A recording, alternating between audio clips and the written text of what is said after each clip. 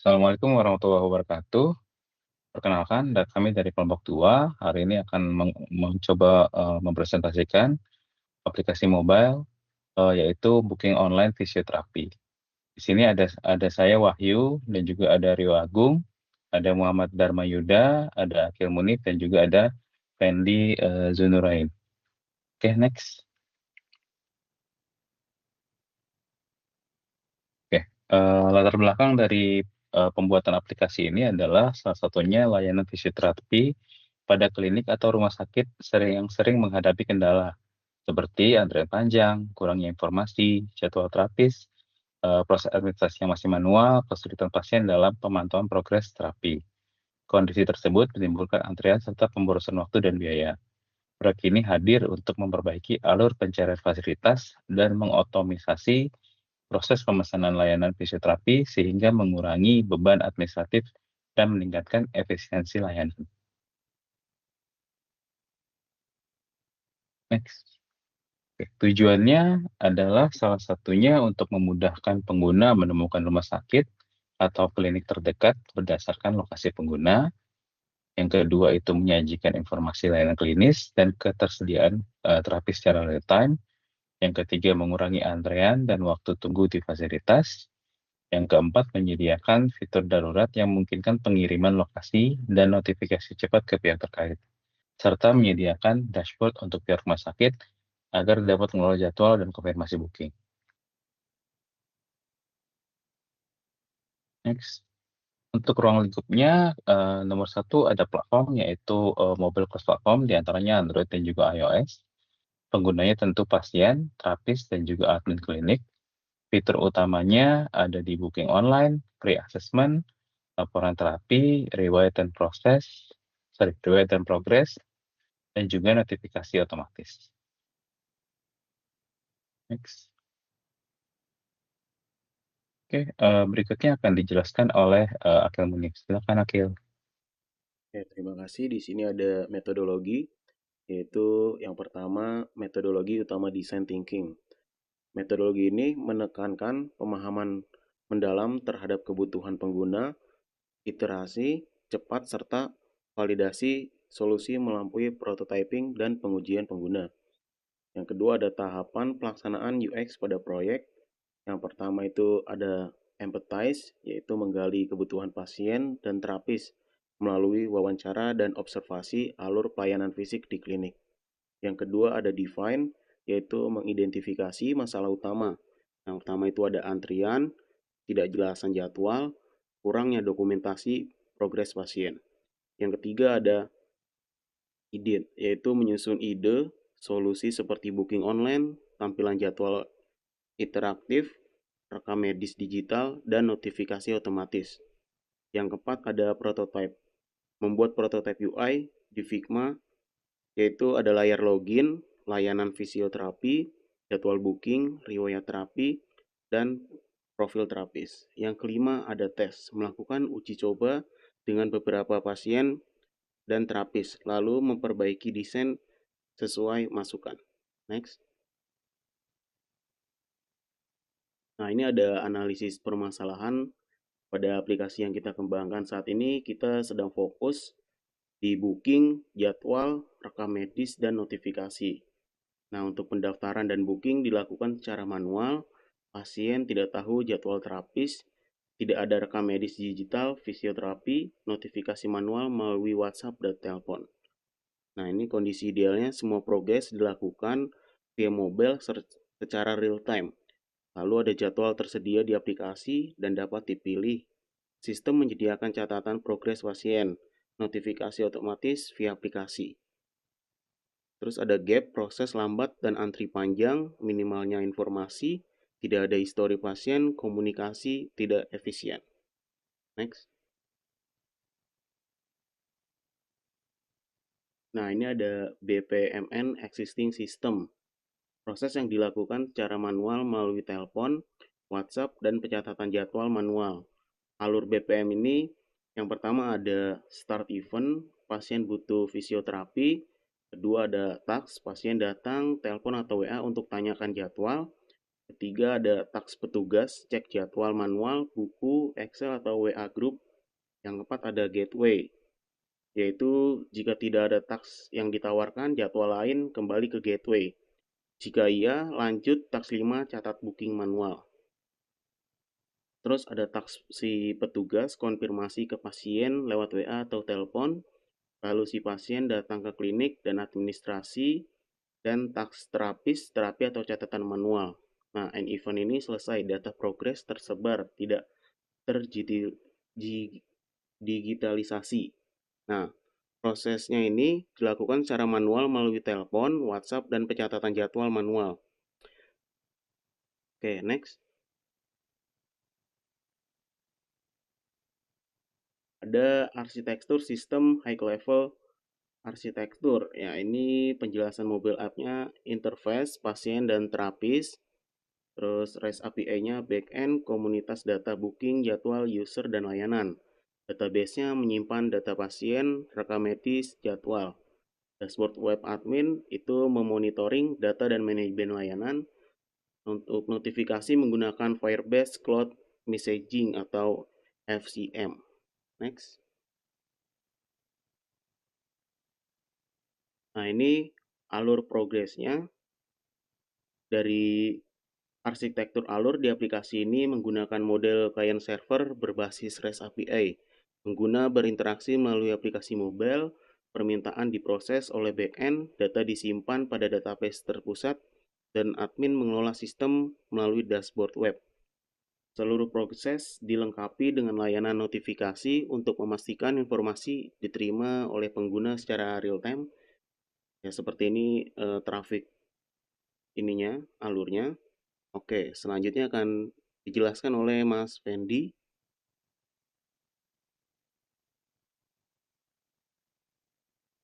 Baik, next.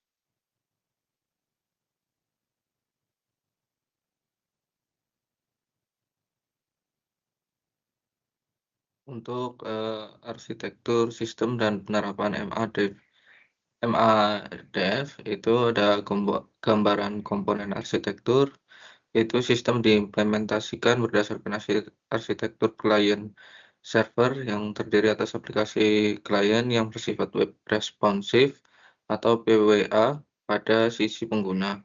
API gateway yang mengatur routing dan kebijakan autentikasi, beberapa microservice atau modul layanan seperti out service, booking service, dan hospital service pada sisi server, serta basis data relasional sebagai sumber kebenaran data utama. Komponen cache seperti Redis digunakan untuk meningkatkan performa dan sebagai message queue sederhana untuk kebutuhan sinkronisasi. Layanan eksternal seperti Google Map API dipakai untuk geoshading dan peta, serta Firebase Cloud Messaging dipakai untuk push notification. Next.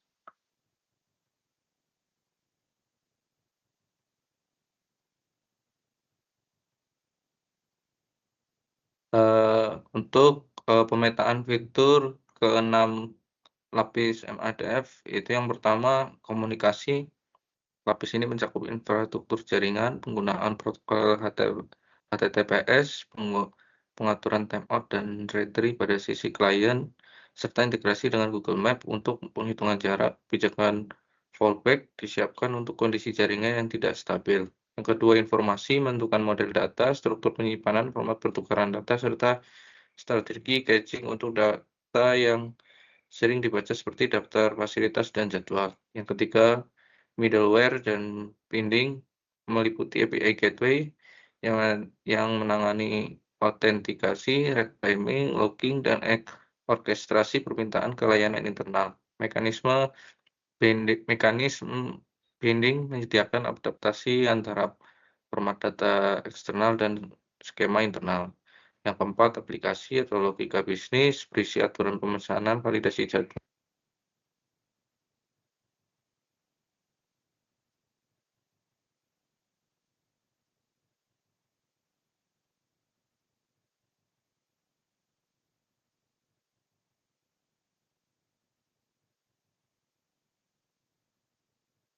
prinsip aksesibilitas dan touch target yang memadai. Keenam, keamanan cross-cutting. Komponen keamanan menerapkan autentikasi, otorisasi, enkripsi di transport, dan penyimpanan serta kebijakan audit yang melekat pada setiap lapis. Baik, selanjutnya.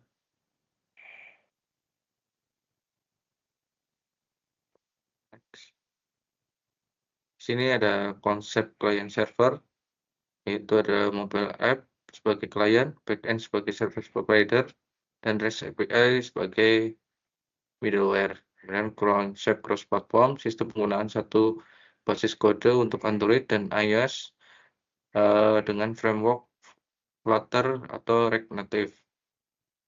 Pendekatan UI, komponen reusable button, layanan calendar picker, form management, arsitektur itu modular plus state management. Kemudian untuk integrasi perangkat, push notification, penyimpanan lokal, kamera, dokumen rujukan itu, kemudian ada lokasi klinik sebagai opsional.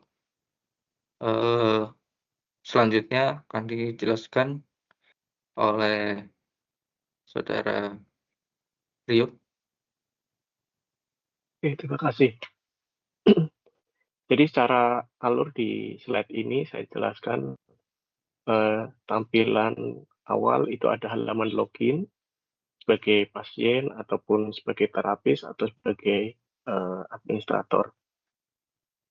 Untuk fungsi login, kemudian contohnya di sini pasien ya, di pasien akan login di dalam screen atau form login. Setelah berhasil, maka akan melakukan pemilihan layanan, di mana di dalamnya ada informasi jadwal, kemudian lokasi dari rumah sakit, kemudian ada informasi tambahan seperti riwayat dan lain-lain. Kemudian dilakukan penyimpanan melalui pesan konfirmasi yang ada di dalam form. Kemudian dari hasil penyimpanan ini, maka terapi atau nama dokter yang melakukan terapi akan tersimpan dan juga akan memflagging di sisi database terapis yang menandakan bahwa sang terapis atau dokter terapis ini memiliki jadwal yang harus disepakati oleh pasien, yang disepakati dengan pasien. Kemudian setelah setelah penyimpanan, maka akan muncul laporan booking ya dari pasien melakukan pendaftaran. Di slide berikutnya, ini contoh dari desain UX dan mockup-nya. Yang pertama ada flash screen, di mana di sini menginformasikan dari aplikasi mobile aplikasi yang kami bikin, Visio Booking, online booking fisioterapi. Kemudian di sampingnya ada form login, dilengkapi ada informasi alamat email, kemudian informasi password, dan checkbox untuk reminder bahwa ketika nanti mengakses aplikasi ini lagi, maka akan menyimpan informasi email dan password yang sudah tersimpan di dalam cache memory. Kemudian masukkan ada button masuk untuk melakukan login ke dalam aplikasi mobile-nya. Di bawahnya ini juga dilengkapi informasi jika belum memiliki akun, maka bisa melakukan pendaftaran dengan mengklik teks yang ada di form ini.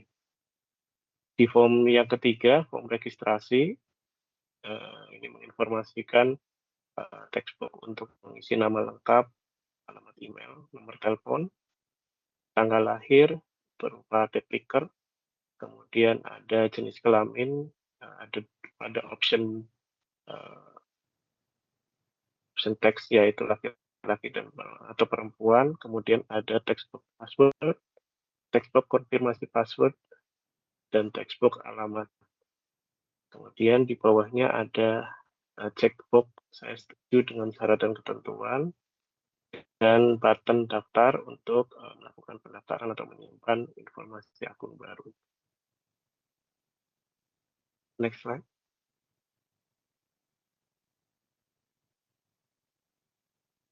Oke, slide selanjutnya 4 form yang berkaitan dengan fungsi pencarian rumah sakit, booking, kemudian profil dan riwayat. Jadi di form hospital search ini memiliki fasilitas untuk mencari dengan menginput informasi nama rumah sakit. Kemudian ada di bawahnya itu jika kita ingin memfilter jarak dari rumah sakit dengan pengguna atau dengan yang menggunakan user pengguna aplikasi, atau dengan rating, atau dengan fasilitas untuk mengurutkan jika dalam pencarian nama rumah sakit itu bersifat global, maka di bawah akan muncul list nama-nama rumah sakit. Kemudian di box Google Map integrasi ini akan menampilkan lokasi berupa visual map dari rumah sakit tersebut.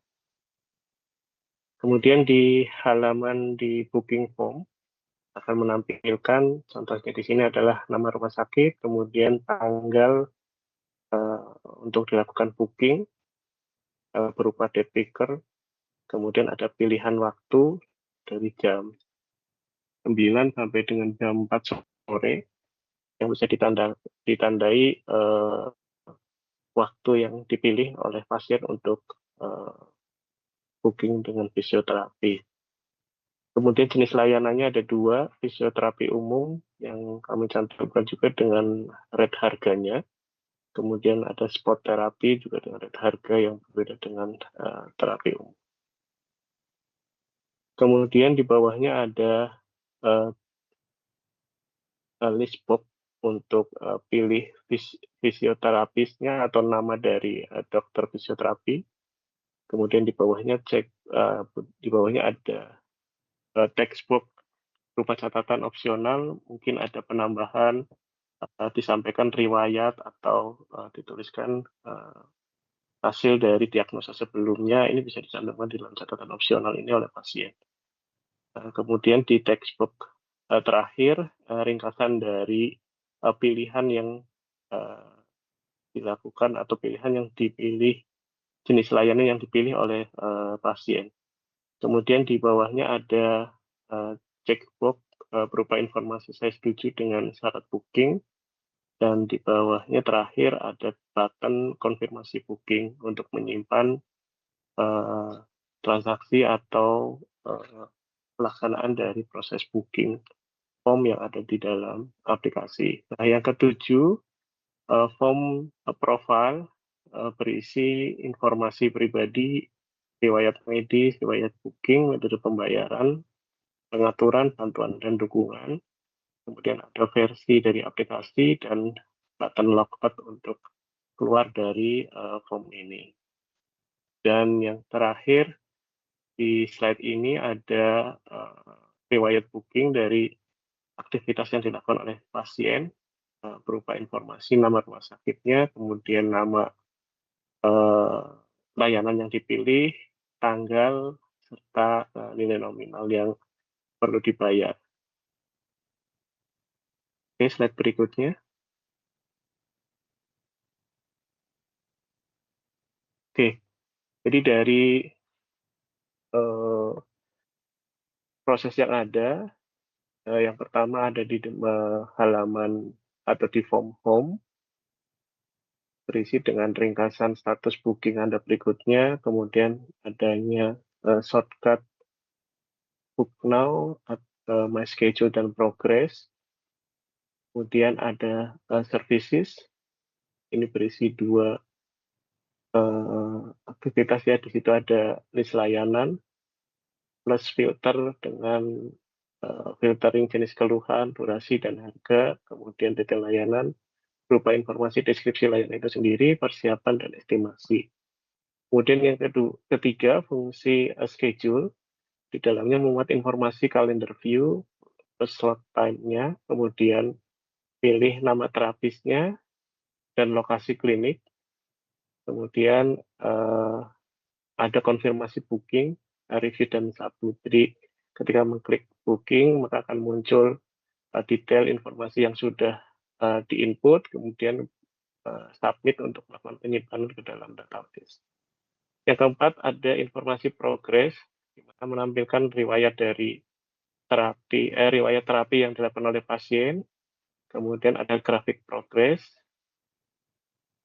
yang berupa skala nyeri, catatan latihan, dan sebagainya. Kemudian yang terakhir berkaitan dengan profile, home profile, ada data pasien, pengaturan bahasa, privasi, dan bantuan. Jadi secara umum struktur UX menunya ada home, services, schedule, progress, dan profile. Kemudian yang berkaitan dengan terapis, ada 4 menu di dalam navigasinya. Ada dashboard, berfungsi untuk melihat booking hari ini, kemudian list dari yang pending approval. Yang kedua ada booking, kita bisa melakukan flag approve, reject, atau reschedule, dan juga bisa melakukan pre-assessment terhadap pasien yang akan melakukan booking ke terapis. Yang ketiga, pasien, yaitu daftar pasien yang pernah ditangani plus riwayat singkat. Dan yang terakhir berupa catatan atau laporan, yang termasuk di dalamnya ada input laporan terapi, kemudian aktivitas yang dilakukan di rumah, serta tanda tangan digital. Ini fungsi untuk opsional bahwa penanda pasien telah membaca dari laporan hasil terapi. Next. Kita masuk ke evaluasi UX ya. Jadi evaluasi ini bertujuan untuk mengukur tingkat kepuasan pengguna terhadap desain user interface aplikasi mobile, booking fisioterapis, dan evaluasi ini difokuskan pada persepsi pengguna akhir setelah menggunakan aplikasi, terutama dalam aspek kemudahan penggunaan, keakuratan informasi, tampilan antarmuka, kelengkapan konten, dan ketepatan waktu sistem. Nah, metode yang kita gunakan juga untuk evaluasi ini, kita menggunakan End User Computing Stratification atau EUCS.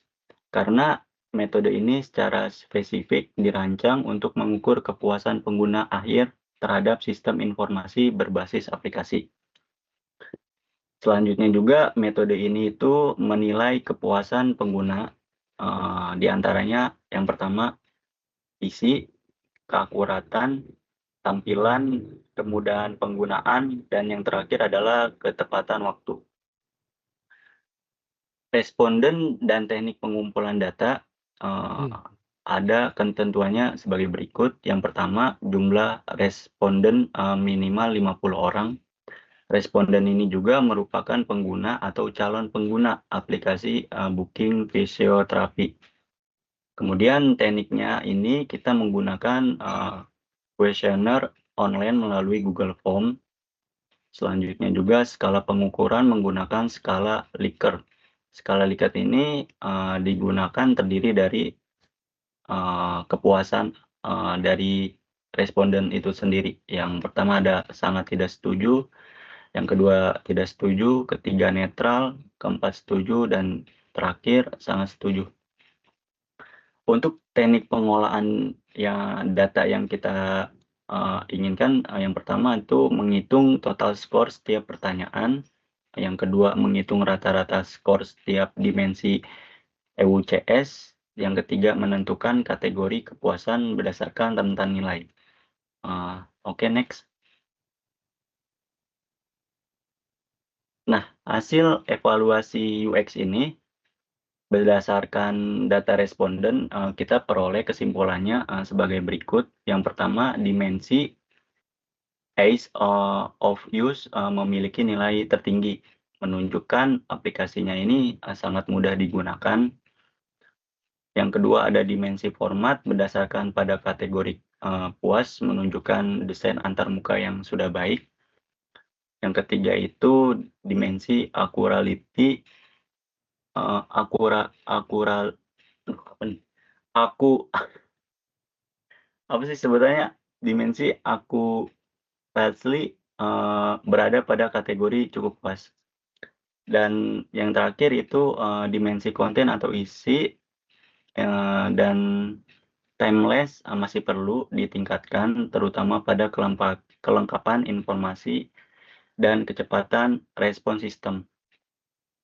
Kesimpulannya, keberhasilan atau kegagalan UX ini berdasarkan hasil evaluasi menggunakan metode EUCS dapat disimpulkan bahwa desain UX aplikasi mobile booking fisioterapi termasuk kategori berhasil karena sebagian besar dimensi EUCS berada pada tingkat puas. Namun demikian masih terdapat beberapa aspek yang perlu dilakukan perbaikan, khususnya pada dimensi isi dan ketepatan waktu sistem, agar pengalaman pengguna dapat lebih optimal dan konsisten. Adapun rekomendasi perbaikan UX ini diantaranya menambahkan detail informasi layanan dan edukasi fisioterapi, mengoptimalkan performa back-end untuk meningkatkan kecepatan sistem, menyempurnakan notifikasi real-time, dan yang terakhir menyediakan fitur bantuan atau panduan penggunaan. Ini contoh diagram web speeder EUCS. Untuk konten itu sendiri kita ada di 3,8, Accuracy 3,6, untuk layout atau format 3,7, ease of use kita paling tinggi ada di 4, dan yang terakhir timeline ada di 3,5. Next. Kesimpulannya dari hasil asesmen untuk evaluasi ini, UX berada pada kategori puas, ease of use menjadi kekuatan utama, dan timelines perlu dioptimalisasi. Untuk kelebihan dari sistem ini, digitalisasi layanan fisioterapi, integrasi mobile dan web, peningkatan kualitas layanan kesehatan, dan yang terakhir mendukung smart hospital. Oke, next. Oke, mungkin itu saja yang bisa saya sampaikan. Saya kembalikan lagi ke Bang Wahyu. Silakan Bang Wahyu. Baik, demikian presentasi dari kami. Kurang lebihnya mohon maaf. Assalamualaikum warahmatullahi wabarakatuh.